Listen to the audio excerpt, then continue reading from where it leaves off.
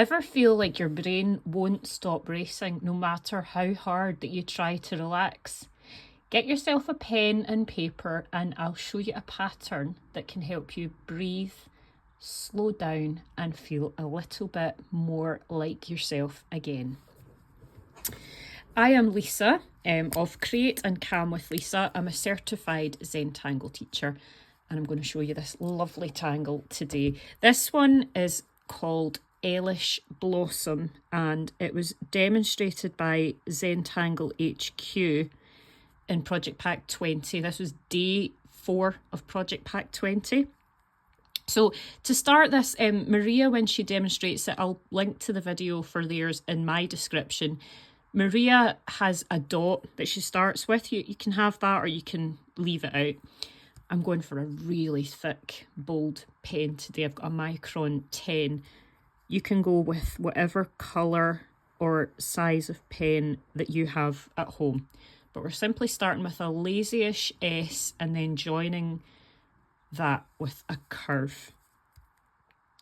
And then we're going to repeat that around this tile. And although I'm creating my tangle today on what's called a Zentangle tile, this round tile, you could create this on a different shape of surface if you don't have this kind of shape of paper at home. But I did this for the first time in a little while the other day and I just loved it, so I thought I'm going to teach this on my own channel. This last one, you could, if you wanted, have the last petal shape, or you know, spike of the star, whatever you want to call these different bits, you could have it detached from the others. The way that Maria does hers is she has it slightly underneath the one next to it, and I'm going to just do that as well. So I'm going to just imagine that curve is hidden under there, and it just kind of gives your tangle a little bit more of a dimensional look. It's a little bit more 3D. And then what Maria does next is that she creates almost an aura. If you're not familiar with Zentangle, you might not know what aura is. It's just simply where you are almost creating like a parallel line to the line that's next to it. Except with this one, I'm not quite going down to the edges. You can do that if you want. There's no hard and fast rule about creating Ellish Blossom. You could do it a different way each time that you do it. I'm also creating mine on a tan coloured surface. You could do yours on a different colour of paper. And what I might actually do after I've done this video is I might do this on black paper. And if I do that, then I'll share that on my social media. So I am now going to put my size 10 micron aside and I'm going to bring in just a regular 01. I don't know how well the camera will focus on that nib. You can see it's just slightly thinner. You know, Maria at this point, she didn't start with a 10. She started just with a smaller micron. So if you want to use the smaller pen nib, then by all means, just do that. So quite close to the top where these... they're almost like fish shapes. You know, they remind me, if you have ever seen in Christmas crackers, they used to have sometimes little plasticky red fish and you'd put them in your hand. They would be a fortune-telling fish. Apparently, like, whether they curled up or flipped would tell your fortune. They just remind me of the shape of those little fish. But anyway, we're going to join these almost. So you kind of put a slight kind of backwards C shape. And then we're going to imagine that line goes behind this shape here and bring that round and join it in there. And there's no real reason that I used a thinner pen at this stage, other than just to create a little bit of interest. It's just a different look, really. So we're just, again, going somewhere at the top where these fish shape meet. And in this context here, this is more of a backwards lazy S shape. And then joining them together. So when I do this, it's going to be quite like Maria's, but it'll not be exactly the same.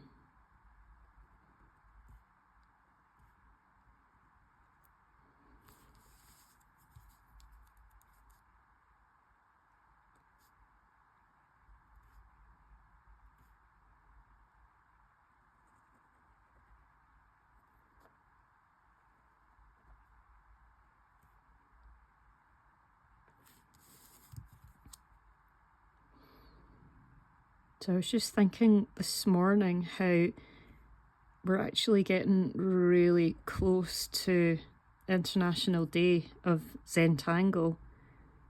So I'm really looking forward to that. I mean, if you have just come across my video today and you've never heard of Zentangle before, then you won't know what I'm talking about, but you should look into it. International Day of Zentangle. The first one of it happened last year, and it's basically the anniversary of the founders of Zentangle, Rick Roberts and Maria Thomas. It's the anniversary of them teaching their very first workshop. So last year they had the very first one, July the 15th, and they're having their next one obviously on July 15th again. So if you want to find out more about that, go to Zentangle's website. I'll put the link to that in the website in my description as well. And then if you subscribe to their newsletter, then you can find out how to get joined in with the International Day of Zentangle. But it's all basically going to be done through YouTube. So it's just really exciting to think of. I find it really exciting to think of all the different people all over the world joining into this one session all at the same time. It's really, really cool. Actually, I'll show you, just getting sidetracked, but this is one of the tangles that I created last year. This is IDOS, the tangle IDOS, and it stands for International Day of Zentangle. I did this one as well. Obviously, there's no right way up with Zentangle, but I just moved that because of the chalk. And I created this just recently during the Bijou Be Well series that Zentangle did. But I'm going to get back to my Ellish Blossom now. So what Maria did next was that she kind of had a kind of little bit of a, not an aura, but she had like another shape that she added either side of these original shapes.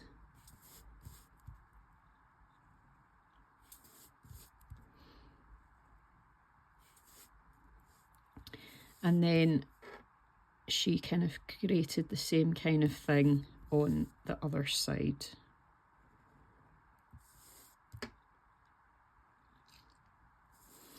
You can see that you don't have to be very, accurate or anything with this. It's just about, putting one stroke after another and building on the previous shapes that you've put down. That's all that there is to the Zentangle method, which is what I'm teaching just now. So we now have the basic shape of Ellish Blossom. And now I'm going to start filling the kind of centres in these shapes.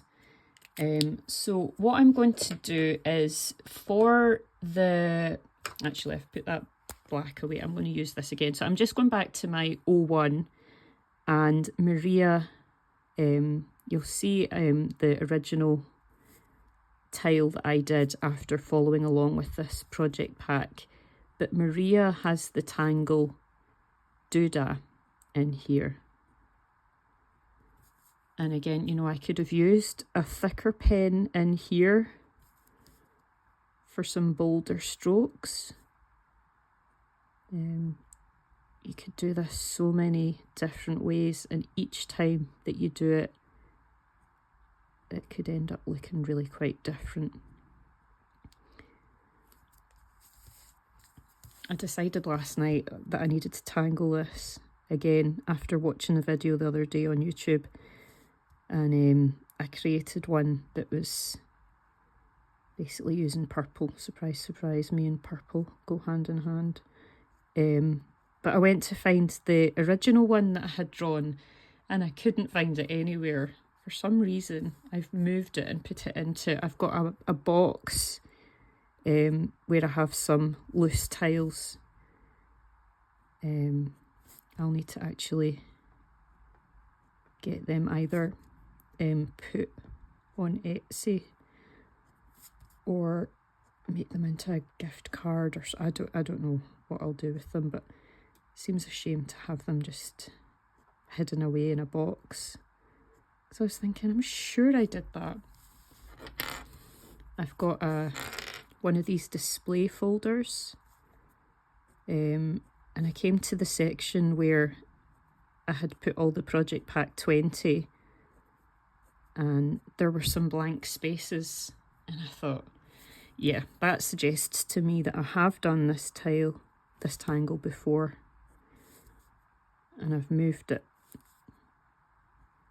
but I've found it, so I'll show you that tile at the end and variations of how you can do it, because even just changing the colours up can look quite cool.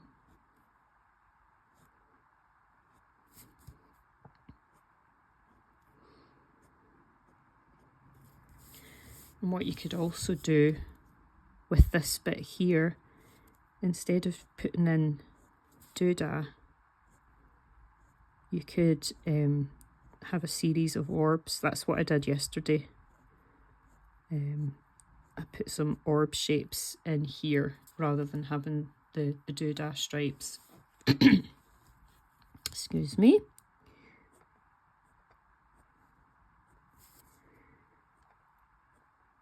I am doing it quite a bit faster than I would do it off camera. Just when you're doing it at home, just take your time. And if you have got any kind of tension in your body, just kind of relax yourself off. It's so easy to have tension in our bodies and not notice until we kind of stop and check in.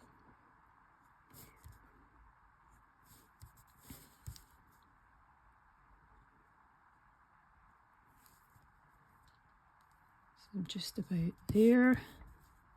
One more to go.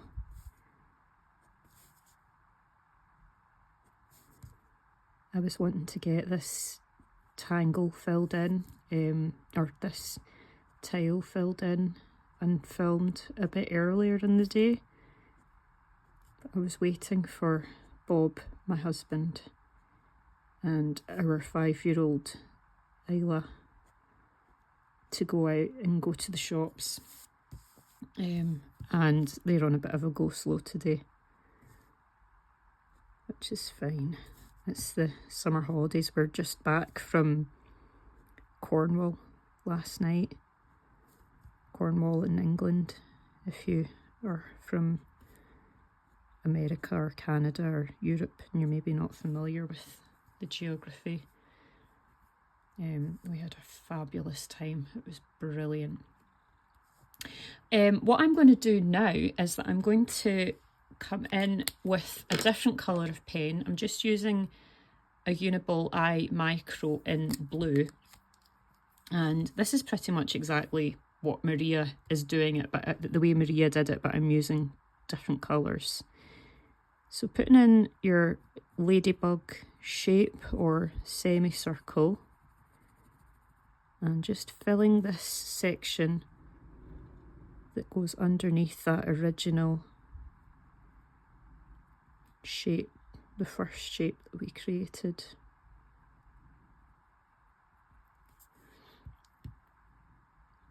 So yeah, we went to Cornwall, and I think I mentioned in one of my previous videos that I was hoping to go to Port Isaac, which is where they filmed Doc Martin.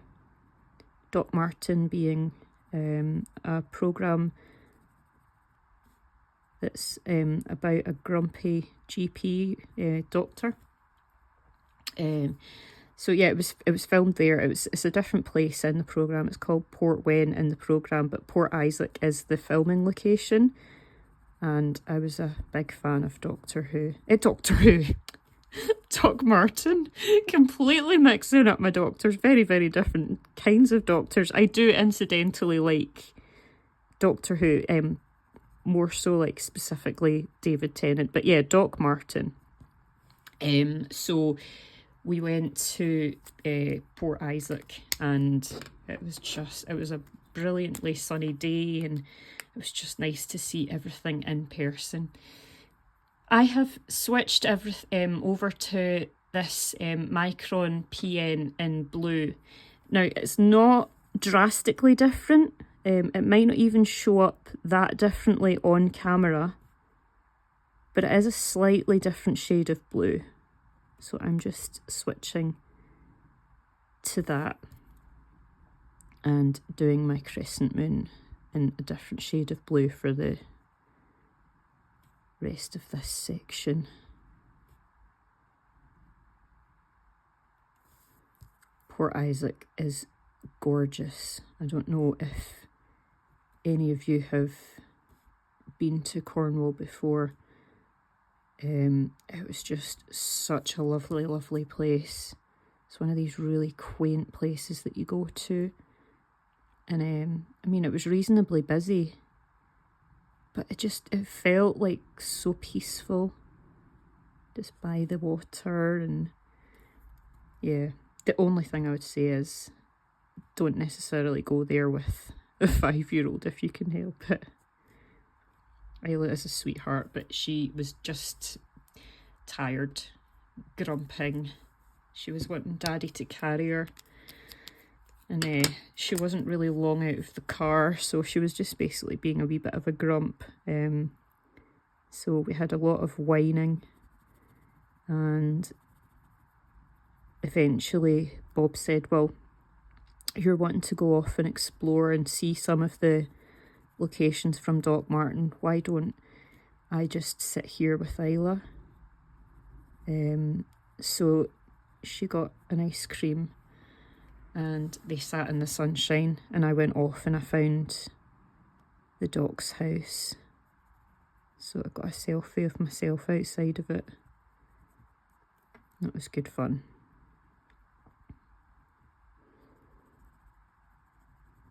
We also took Isla. There's a place called Camel Creek. I think it's Camel Creek Adventure Park. It's a theme park anyway. And so when we went there, they've got like a water ride that's got a really, really steep hill. The boat that you're in goes down and you get soaked. I'm sure you know exactly the kind of thing that I mean.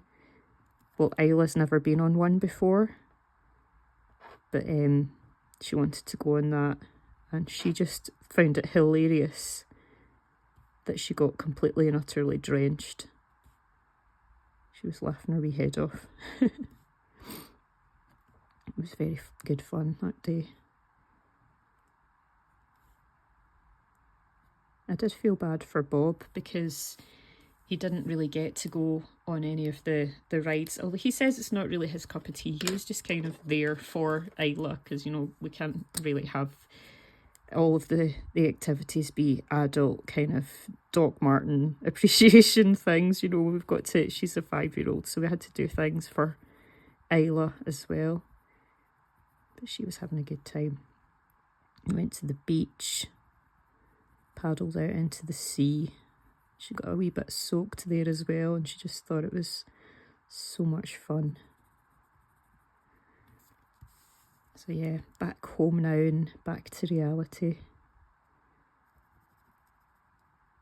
I still get to film my videos here though, so I'm not really complaining. I get to teach everybody Zentangle and actually do the tangling.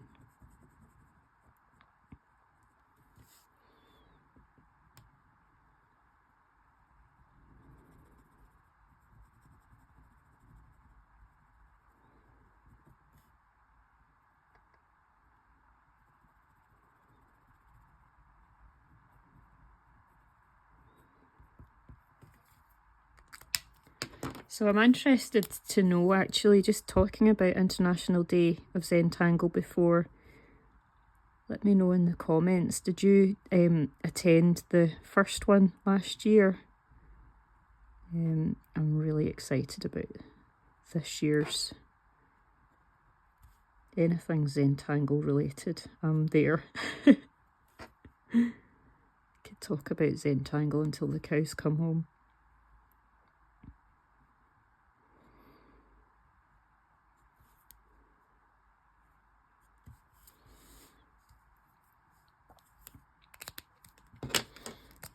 So this bit is kind of sort of time consuming, just kind of going around these little blob shapes and putting your crescent moon down.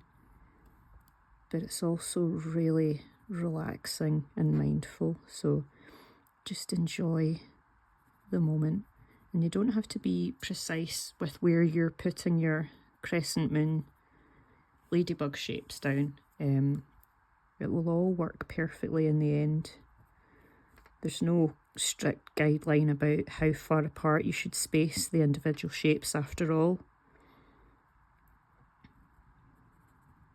Just go through the motions and relax into the tangling and the inking in.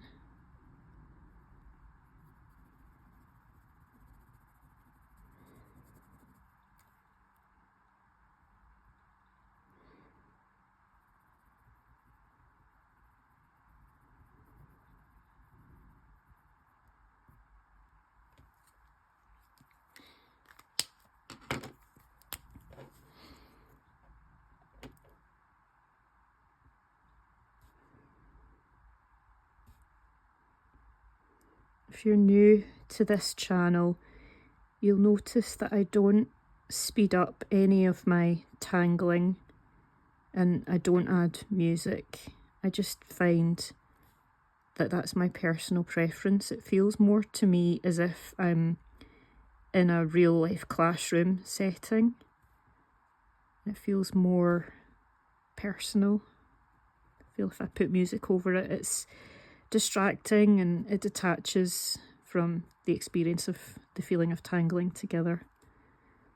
But by all means, if you find that you want to, you know, fast forward, then you can either speed up the video in the settings. You can always do that in YouTube videos. There's a setting where you can speed everything up, or you can just skip forward to a later section if I'm tangling too slowly for you.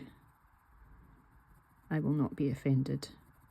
I do know that there's a lot of my subscribers who have agreed that they don't like the music in some other channels. So I'm just keeping it real.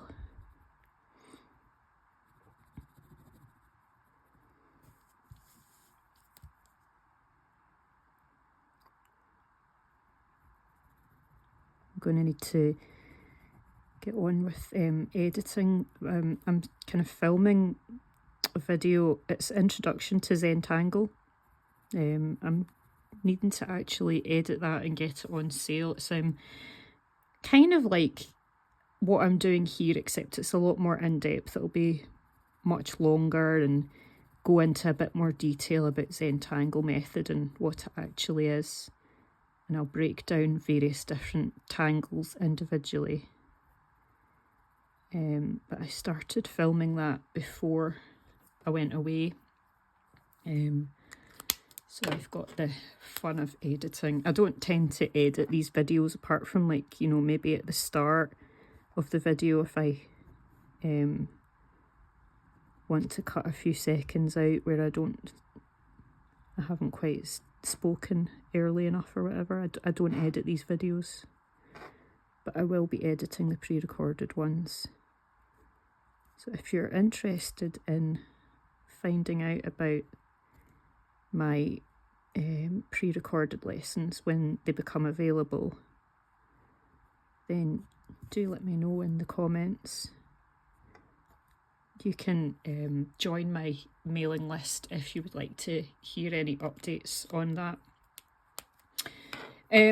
What I'm going to do now is, in these original shapes that I created, I'm going to come in with a pencil. You can just use whatever pencil that you have in your home. It doesn't have to be an arty pen. This one that I'm using is a 6B, but I believe the graphite that Zentangle have in their pencils is HB, so that's just pretty much what a child would have in their pencil case at school, so you don't need any fancy arty pens or pencils for Zentangle, really. Just a fine liner and a standard pencil. I'm just literally just doing a thin kind of layer of graphite just on the edges, the inside edges of these shapes.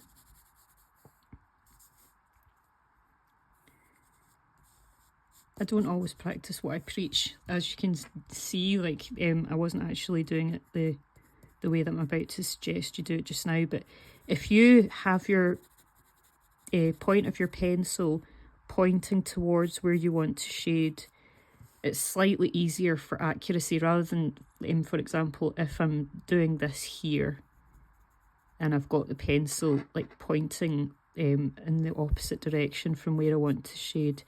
It's not that it's wrong at all. If you want to shade it that way, by all means go ahead and do that. But if you point your pencil nib to where you want to shade, it's just a little bit easier for being accurate. Just something to bear in mind if you would like any tips.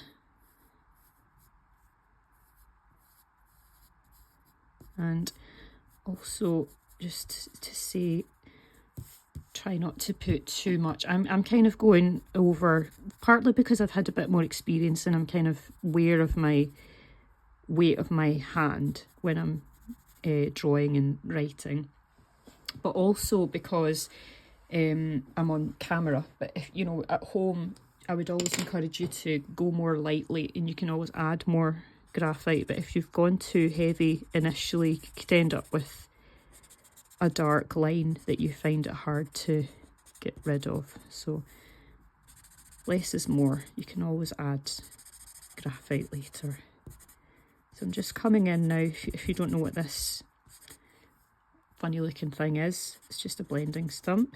You'll find them on Amazon and in various shops in person. But it's just basically compressed paper that's been brought to a point, and I use it in kind of smallish circular motions just to smooth out the pencil lines that I've put down, and it just starts to make everything look a bit less harsh, and it adds dimension to what I'm drawing. See the difference that's made already. It's really quite amazing. I'm going now into the insides of these sections where we've got the crescent moon as well.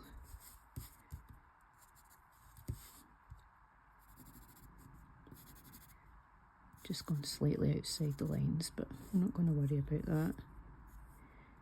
And I also don't tend to go over where I've got darker ink areas, just because there's not really much point because the ink is so dark anyway. And also in the case, specifically in the case of black ink, if you go over the ink with your pencil, you might just make that ink area shiny with the graphite. So I would just advise to go into the areas where you've got less ink rather than fully inked in. And then just bringing in my blending stump again. Just doing the exact same thing. I'm bringing this graphite slightly into the centre, but not all the way into the centre, because we don't want to lose the effect that we're going for with the kind of contrast of the light and dark.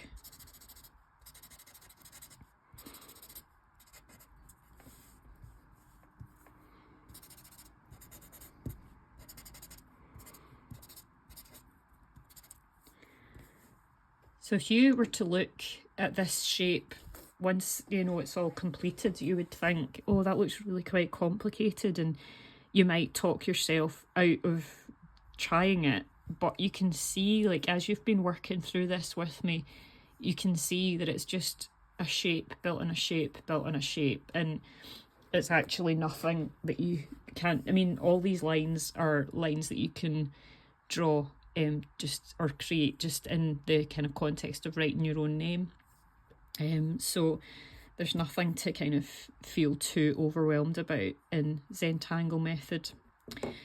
So I think Maria kind of had added some ink into these sections here, but what I'm going to just do just now is I'm going to go around the edges here, just to kind of add a bit of shadow. Everything that you choose to do or not do in Zentangle is entirely up to you. I tend to have, where there's a tangle that overlaps another tangle or another section of the paper, I tend to add graphite at those sections. But we're tangling a pattern here, so we don't need to worry about light source and all that kind of thing. That just kind of complicates things. It's a pattern, so you can put your shade wherever you would like. You don't even have to shade at all if you don't want to, but I do urge you to attempt the shading, because it really does make everything just pop. I'm going to add some shade on the insides of these areas. And when you see, I'm looking to see if I do actually have a white pencil.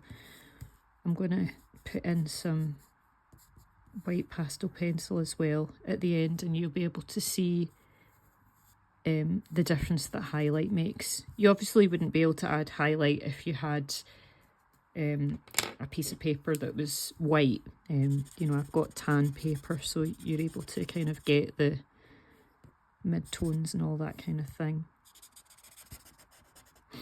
So anywhere that you have put down some pencil, just kind of smoothing that out. And you can experiment at home with adding shadow to different areas. Just bearing in mind that I'm on camera just now, so I'm trying not to prolong everything too much, because it's even more time that you spend with me. Although maybe you might enjoy this tangling time, but I know that your time is precious. I don't want to take too long.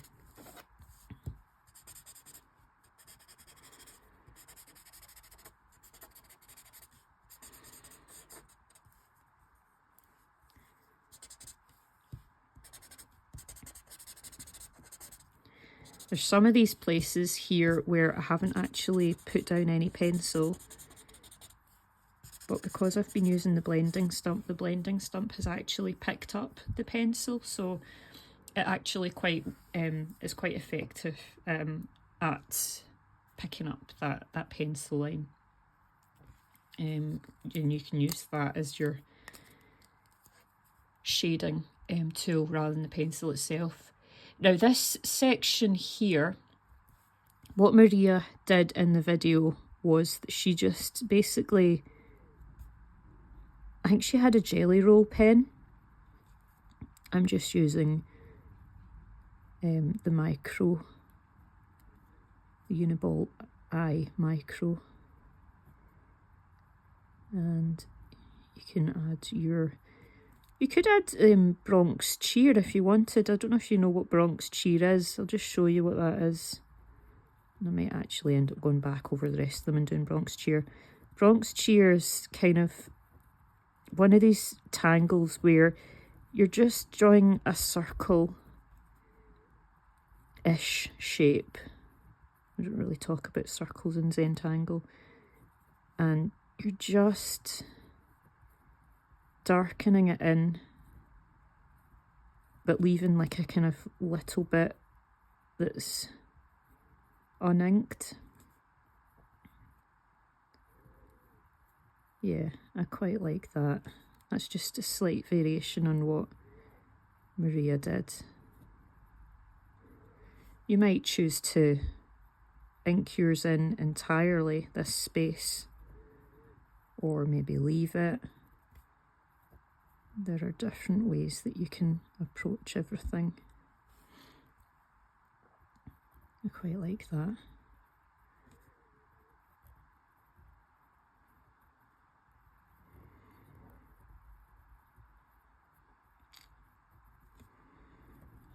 So Bronx Cheer is not a precise tangle at all, it's just kind of fairly scribbled almost. So that is the centre filled, and then, you know, like I say, you can decide that you want to add some texture tangles into these little sections here. You might want to add more pencil, just for the fact that I'm on camera and I'm aware of your precious time. I'm not going to do that just now, but just so that you know what options you actually have. Then what Maria did, I quite liked this effect. Maria, she actually had a pastel pencil and she went over the whole background bit in the pastel pencil and created like almost like a stonewash effect. But she added, she had a grey pen for this, and she just kind of went round the edges, and it just like this kind of aura shape just adds a little bit of movement. I mean, you can see whether you want to add that on your tile or not. Entirely optional, but you can see I'm not doing an aura of the whole shape. I think that might be a bit overkill, but I do love that effect. It just almost makes it look as if it's moving.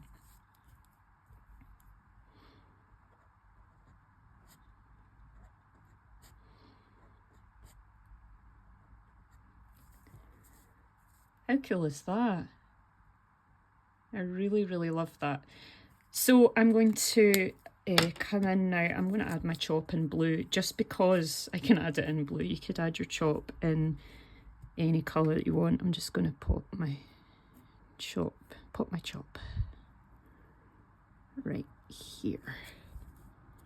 And that is Ellish Blossom. So I'm now going to show you a few previous examples of this tangle. So first one, this is the one that I created last night. So you can see, like if I put them side by side, this one that I've just created just now is very close to what Maria did. And then you've got here I've kind of filled that in with orbs, and then instead of doing crescent moon, I've just kind of got a series of aurid lines. It's just nice and straightforward. I haven't put the kind of lines that Maria had around the edges in that one. This is the original one that I created that I had to go on a hunt for because I couldn't find it anywhere.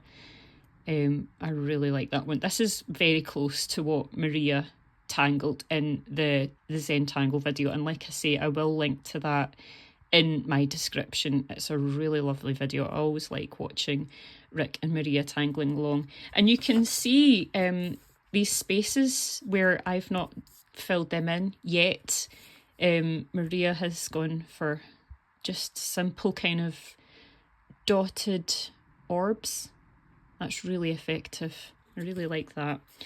And then this one's not complete, but you can see where I'm going with that. And just to see side by side, these doodah lines here are the way that Maria teaches it in her version, but you can also have it filled out. So I'm just going to demonstrate it. You've probably seen this before in other videos, but you're just literally, if you find a bit where the line doesn't come all the way across, opposite that line, you're just simply adding a little bit more ink there, and then you're just doing that all the way around the tangle. So it's just a bit more of a dramatic look, and then you could do it on one side or both sides the way that I have it here.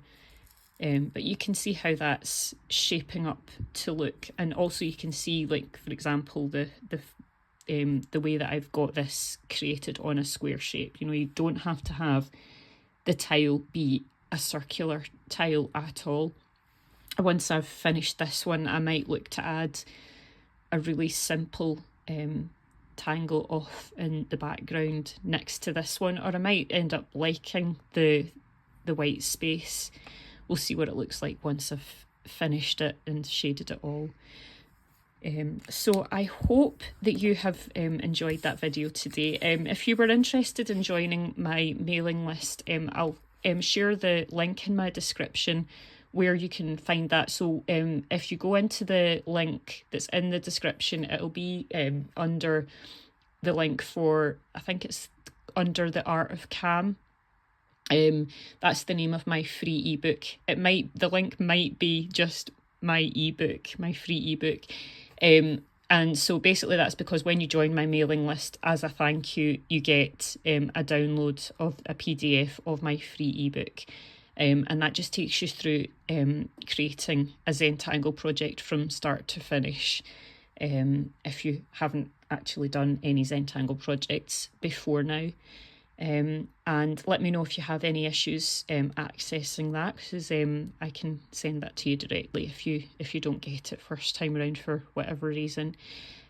So thank you so much for following along today. Let me know if you tangled along, if you feel like this video has helped you to calm down. Like sometimes I find even just watching somebody else tangle, I just love that so much as well. Even without the actual tangling along with it, it can just help you feel really relaxed. So I hope it's brought you some calm. So if it has, give the video a like, and hopefully I'll see you again at another video of mine in the future. So thanks again and have a good week ahead. Bye. Here I am back again. So I actually realised when I came off camera, I wrapped up my video, I realised that I hadn't actually done any highlighting. So I thought, just in case you would like to see the highlighting being done, that I would add that in. So all I'm doing to add highlight is that I'm going into the centre of those sections just with a white pastel pencil. It's a really nice pencil to use. If you are not familiar with this kind of drawing tool, it's pretty much just like chalk in pencil format. And as you can see, it just adds another kind of dimension to these tiles, because instead of just having the shade, you've got the highlight as well. So I'm just going to go in with this pastel pencil in these crescent moon shapes as well. It's not a complicated thing to do to add the highlight in at all, but I just wanted to actually put on camera. A lot of you do follow along regularly, and you're kind enough to leave comments for me, but just in case you're new to my channel and you haven't actually seen how to add highlight before, I'm just coming back on to add this in just now. So you just come in with you need a tortillon or a blending stump that's just specifically for your pastel pencil, because otherwise your tortillon will get dirty with the graphite. And you're just going to smooth the pastel pencil into the fibres of the paper.